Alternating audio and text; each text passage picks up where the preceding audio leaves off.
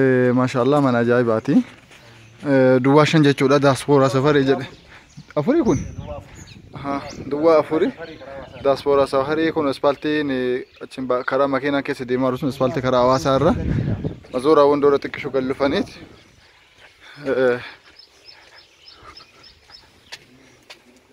بسم الله أيوة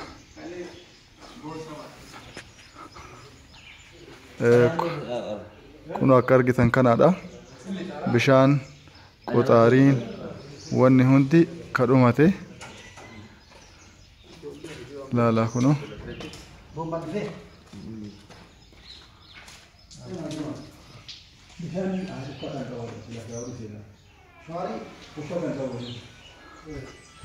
أما على الراني واني هندو كنو كارجا جرتن الرتي تارين توكو كقبضة ننجرو بسم الله جتني كيستي هربا فتشو ملي ماشي كوني اوكي سينسينا شاوري علاتي في من فينجانيتي من فينجاني اكرم بريتشساني بدويه جائب هي كونو تم من فينجانيتي تون شاوري دا غباك غدي جيبو كونو بشان كغد برسله بفدتين كطمرمه جرو جچولا haruma baafachuu keessa seenanii kunoo laala kutaaleen banama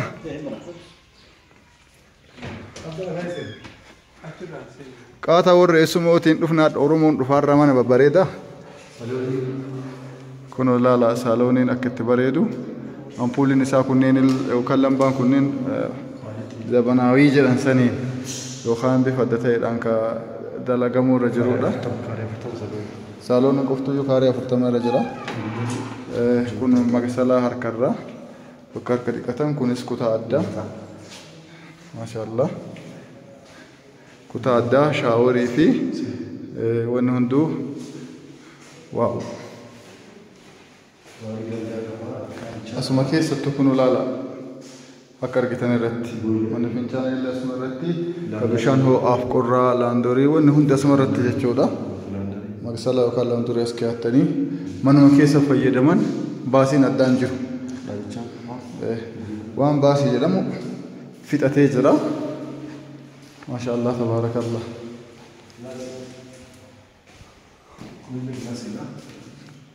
kunillee kilaasii addaati hagammaatitti keessaa ba'uu irra hin jirru tun kushiinaadha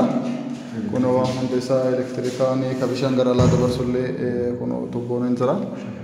shaklaan gubbaan waan ajaa'ibaati kunis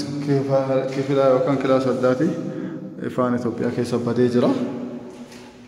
walumaa galatti way birrii gara biraatiin illee okay kuno gara naanillee kilaasii lamatu jira kunillee kilaasii addaati okay kalaalle sani addatti kunni hundinuuyyuu ajaa'ib kun ammoo asiin suuqallee godhuun hin danda'amu kun asiin fooddatu jira maashaallah dha waan jettan isintu jedha malee ana argaa jiranii mi mudhata argaa jiranii mudhata ilaala kunooti asfaaltii irraa yaa'u bilookii hin beekama asfaaltii irraa bilookii lammaffaa irra jira jechuudha miilumaan asfaaltii irra bu'anii manuma ofiitti galuudha xaarii tokkoof baasii tokko malee kunoo gibbiin keessa akka itti bareedu wanni irraa hafeeru hin jiru yaamichi meeqa jennaan meeqa yaamna miliyoona 3,200 dhageettaniitte